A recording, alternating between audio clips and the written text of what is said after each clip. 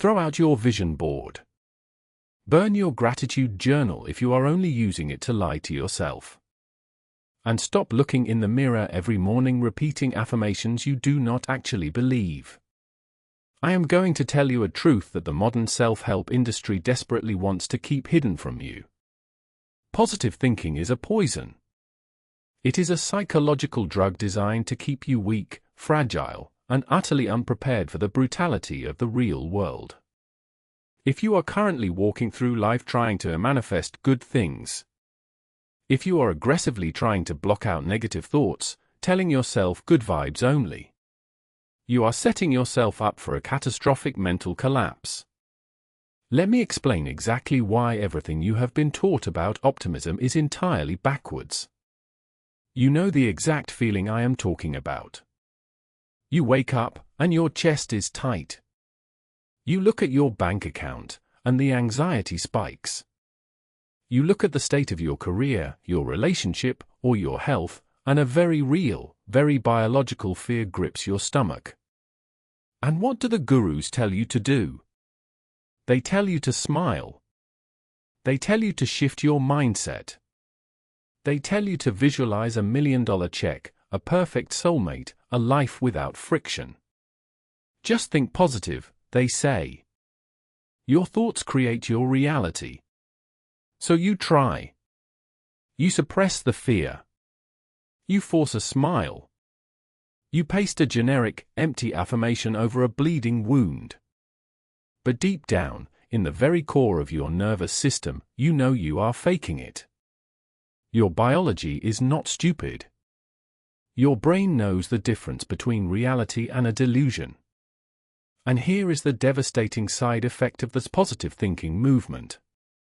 When you inevitably fail, when the business goes under, when the person you love leaves you, when you get the terrible diagnosis from the doctor, not only do you have to deal with the pain of the event itself, you also have to deal with the suffocating guilt that you somehow caused it. The toxic positivity cult has convinced you that if bad things happen, it is because your vibration was too low. Because you didn't manifest hard enough. Because you let a negative thought slip into your mind. This is psychological torture. It forces you into a state of chronic hypervigilance, constantly policing your own thoughts, terrified that a momentary shadow of doubt will ruin your life. You spend all your energy trying to control the uncontrollable by simply wishing it away. You are exhausted. You are burned out from trying to forcefully filter the universe through rose-colored glasses. And you are terrified of the dark, because you have spent your entire life running away from it. You think optimism is a shield. But it is actually a glass house. And the moment the storm comes, the moment reality throws a brick through the window, your entire reality shatters. If you are finally ready to stop lying to yourself, and you want to build a mind that cannot be broken by reality, then hit subscribe right now.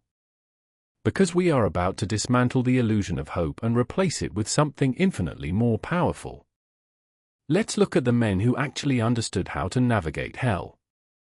The men who didn't rely on vision boards to conquer the known world. The Stoics. They did not practice positive thinking. In fact, they actively despised it. They understood a fundamental truth about human psychology that the modern world has forgotten. Expectation is the mother of all suffering. When you practice positive thinking, you are secretly making a contract with the universe. You are saying, I will be happy as long as things go my way.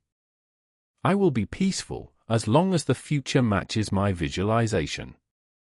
You are attaching your identity and your emotional stability to external outcomes that you have zero control over. You are handing the keys to your sanity to the weather, to the economy, to the opinions of strangers. The Stoics realized that optimism is just as dangerous as pessimism. Both are a refusal to accept the present moment. Both are an obsession with a future that does not exist yet. So, what did the Stoics do instead? They didn't look at the bright side. They stared directly into the abyss. They practiced a technique called premeditatio malorum, the premeditation of evils. Think about Seneca, one of the wealthiest and most powerful men in Rome. He didn't wake up and visualize getting richer. He woke up and visualized losing everything. He actively rehearsed poverty, exile, torture, and death in his mind. He would take several days every month to eat the cheapest food, wear the roughest clothes, and sleep on the cold floor. Not to punish himself, but to immunize himself. He would ask himself, is this the condition that I feared? The modern self-help guru would scream at Seneca. They would say, stop focusing on poverty. You are going to attract it. But Seneca understood that the only way to destroy fear is to walk directly into it. When you refuse to look at the worst-case scenario, it grows in the shadows. It becomes a monster under the bed. You spend your whole life tiptoeing around it, terrified of the day it might come out. But when you drag the worst-case scenario into the light, when you look it dead in the eye and say, okay, what if I lose my job? What if I go bankrupt? What if everyone hates me? You suddenly realize something incredibly liberating. You realize that you would survive. You realize that your ability to breathe, to think, and to choose your actions does not disappear just because your bank account does. The Stoic does not hope for the best. The Stoic prepares for the worst and strips it of its power. There is a famous historical study of prisoners of war in the Vietnam War. It is called the Stockdale Paradox, named after Admiral James Stockdale, who was a prisoner and tortured for over 7 years. He was a devout student of Stoicism. When he was asked who didn't make it out of the camps, his answer shocked everyone. He didn't say the weak ones. He said, the optimists. The optimists were the ones who said, we're going to be out by Christmas. And Christmas would come, and Christmas would go. Then they would say, we're going to be out by Easter. And Easter would come, and Easter would go. And eventually, they died of a broken heart. They died because their fragile, positive expectations were crushed by the brutal weight of reality over and over again. Stockdale survived because he embraced the harsh truth of his current reality, while simultaneously maintaining the absolute certainty that he would prevail in the end, regardless of how long it took. He didn't rely on false hope.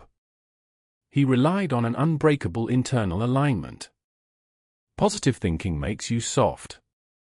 It trains your brain to require good news in order to function.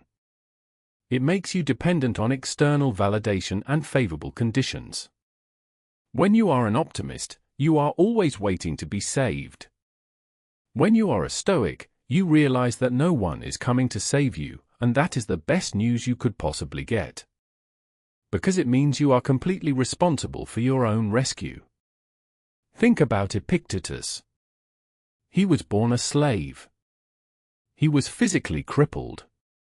He had every right to be bitter. He had every right to try and manifest a better master or a miraculous healing. Instead, he drew a massive, uncompromising line in the sand of human existence. The dichotomy of control. He stated that there are things completely outside of our control, our bodies, our reputations, our wealth, our bosses, the economy, the weather.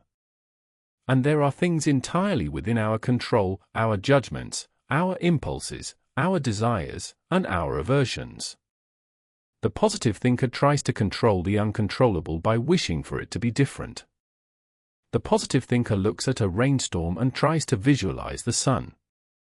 The Stoic looks at the rainstorm, accepts that it is raining, and decides to build a shelter or dance in the mud. You have to completely shift your paradigm. You have to stop asking the universe to be gentle with you. You have to start asking yourself to become resilient. You see, the habit that is destroying your respect, destroying your peace, and destroying your power is the habit of demanding that the world conform to your preferences. You think you deserve a life without friction. You think hardship is an anomaly. You think that if you are suffering, it means something has gone terribly wrong. Marcus Aurelius, the emperor of the known world, had infinite power. He could have surrounded himself with sycophants who only told him good news. He could have lived in a bubble of toxic positivity. But his private journal, Meditations, reads like a manual for warfare against the self. He wrote, "Begin each day by telling yourself, 'Today I shall be meeting with interference, ingratitude, insolence, disloyalty, ill will, and selfishness.'" He pre-accepted the darkness of human nature. So when people inevitably betrayed him, he wasn't shocked. He wasn't devastated. He didn't cry about his bad luck. He just went to work. He understood that fire tests gold, and adversity tests men. This brings us to the ultimate Stoic weapon. The weapon that makes positive thinking look like a child's toy. Amor Fati. A love of fate. The positive thinker says, "I hope this bad thing doesn't happen." The pessimist says, "This bad thing is going to happen, and it will ruin me." The Stoic says, "Let the bad thing happen, because I will use it." Amor Fati is not just tolerating reality. It is not just gritting your teeth and bearing it. It is actively, fiercely loving whatever is put in front of you. It is looking at the obstacle, the disease, the bankruptcy, the breakup, and saying, "Good. Good. Because this is the exact material I need to forge my character." A fire doesn't care what you throw into it. You throw in wood, it burns. You throw in trash, it burns. You throw in a magnificent piece of furniture, it burns. The fire consumes everything and turns it into flame. The fire is not picky. The fire does not require positive vibes to keep burning. It uses the obstacle as fuel. Right now, you are being picky. You are telling reality, "I will only be happy if you give me what I want." You are a fragile flame that goes out the second the wind blows. You need to become a roaring inferno. You need to shift your identity from the person things happen to the person who consumes obstacles. When you stop needing things to go well, you become terrifyingly free.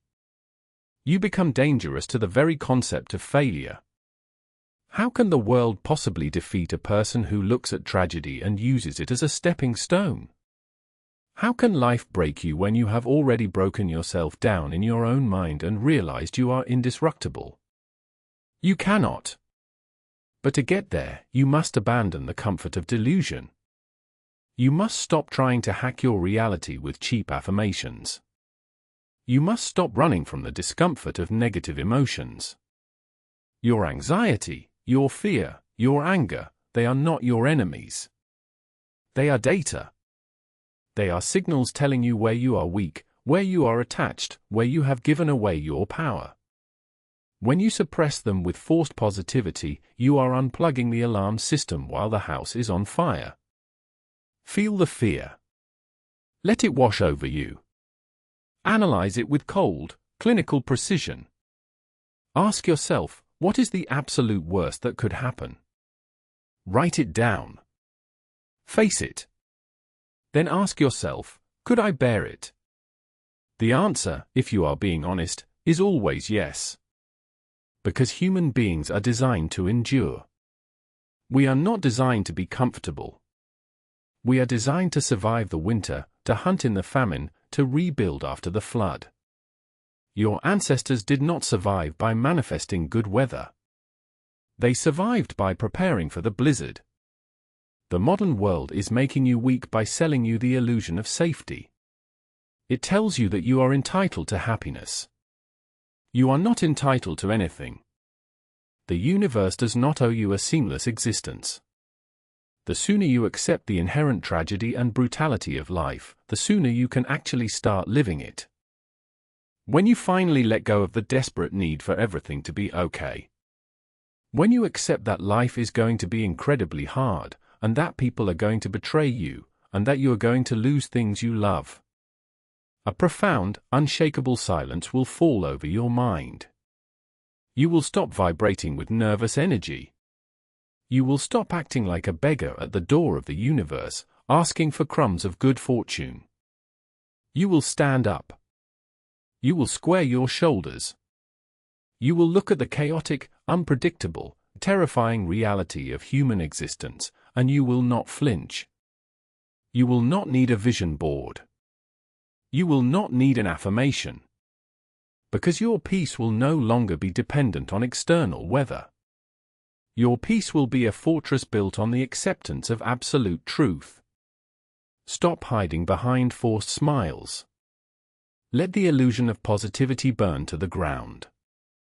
Stand firmly in the ashes of your false expectations. Become the fire,